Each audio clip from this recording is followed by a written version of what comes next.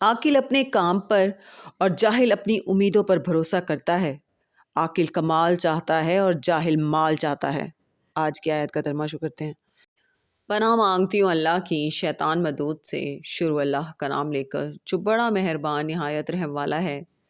اے پیغمبر، اگر یہ اس کلام پر ایمان نہ لائیں تو شاید تم ان کے پیچھے رنج کر کر کے اپنے تئیں ہلاک کر دو گے۔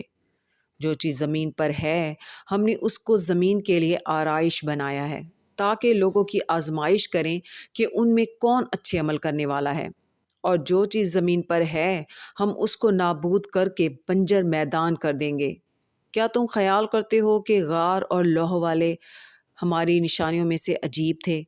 جب وہ جوان غار میں جا رہے تو کہنے لگے کہ اے ہمارے پروردگار، ہم پر اپنے ہاں سے رحمت نازل فرما اور ہمارے کام میں درستی کے سامان مہیا کر۔